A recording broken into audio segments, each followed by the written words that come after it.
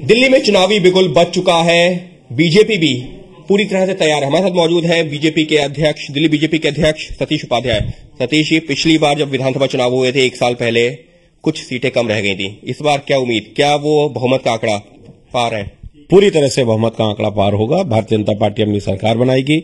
जिस प्रकार से पार्लियामेंट के चुनाव में हमने 7 सीटें जीती थी, हम निश्चित रूप से आने वाले चुनाव के अंदर भारतीय जनता पार्टी पूर्ण बहुमत की एक शानदार, एक जानदार, एक गुड डिलीवरी वाली सरकार बनाएगी। लेकिन इस सबके बीच में आप मुकाबला किससे मान रहे हैं? बीजेपी किससे मुकाबला मान रही है? आम आदमी पार्टी या कांग्रेस, जो कि 15 साल सत्ता में रह चुकी है, लेकिन पिछले विधानसभा चुनावों में उसका हाल सबके सामने है।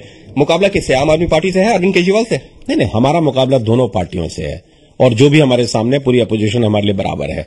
हमारा पार्लियामेंट के चुनाव में भी इन्हीं से मुकाबला था और इसलिए मुकाबले हम कर चुके हैं। मुकाबला उससे हम डरते नहीं, मुकाबले खुल करके करते हैं और मुकाबला करने के लिए पूरी तरह से तैयार है।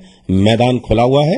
आने वाले फरवरी के चुनाव में जो नतीजे आएंगे तो आपको उसका परिणाम भारतीय जनता पार्टी के खिले हुए कमल के रूप में मिलेगा। आखिर वो कौन से मुद्दे? क्योंकि आम आदमी पार्टी यही कह रही है कि बीजेपी की तरफ से, खासतौर पर प्रधानमंत्री नरेंद्र मोदी ने जैसे अभी रैली की है, अरविंद केजरीवाल का नाम लिए बिना जो निशाना साधा, उनका ये कहना है कि बातें बहुत की जा रही हैं, लेकिन कुछ जमीनी स्तर पर नहीं दिख रहा है। अरविंद केजरीवाल ने उसको उसी तरह से काउंटर भी किया है। नहीं, केजरीवाल साहब क्या काउंटर करेंगे?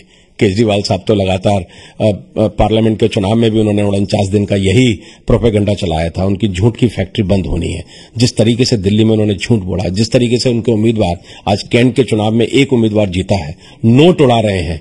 क्या कल्चर है ये? कहना कुछ, बोलना कुछ, सफेद झूठ बोलना, लगातार झूठ बोलना, दिल्ली के व्यापारियों से झूठ बोलना, दिल्ली के कॉन्ट्रैक्ट लेबर से झूठ बोलना, दिल्ली के कॉन्ट्रैक्ट टीचर से झूठ बोलना, दिल्ली के आम लोगों से झूठ बोलना, सभी से झूठ बोलना, वो झूठ निश्चित रूप से सामने आएगा। लेकिन इस सबके बीच में आम आदमी पार्टी हो या कांग्रेस हो, लगातार एक बात पर निशाना साध रहे हैं। उनका ये कहना है कि बीजेपी के पास कोई चेहरा ही नहीं है। बार बार मोदी तो यहां पर जो विकास करने नहीं आएंगे, मोदी यहां पर जो है वो चीफ मिनिस्टर बनने नहीं आएंगे।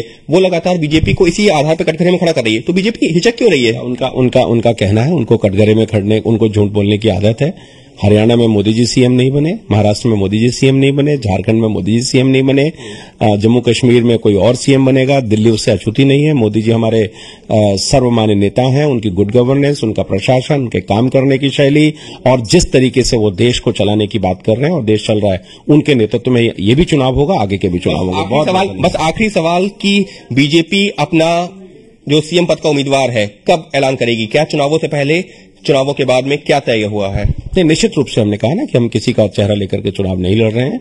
हमारा चेहरा कमल होगा, हमारी विचारधारा होगी और केंद्र सरकार जो हमारे लिए कर रही है वो हमारे काम होंगे। धन्यवाद। यानी साफ तौर पर सतीश उपाध्याय का यही कहना है कि कोई चेहरे का ऐलान नहीं किया जाएगा, यानी कि बीजेपी सिर्फ प्रधानमंत्री नरेंद्र मोदी के चेहरे और कमल के निशान के आधार पर चुनाव लड़ेगी। हालांकि पिछली बार डॉक्टर हर्षवर्धन का चेहरा था जिसके आधार पर वोटिंग हुई थी, जो बीजेपी का चेहरा था। लेकिन इस बार बीजेपी अपनी रणनीति भी बदलते हुए बिना किसी चेहरे को, अगर हम अध्यक्ष जो दिल्ली बीजेपी के अध्यक्ष हैं सतीश उपाध्याय, उनकी माने तो बिना किसी चेहरे के आधार पर इस चुनाव मैदान में जाएगी और प्रधानमंत्री नरेंद्र मोदी का वो चेहरा होगा जिसके आधार पर जनता के बीच जाकर वोट की मांग करेगी।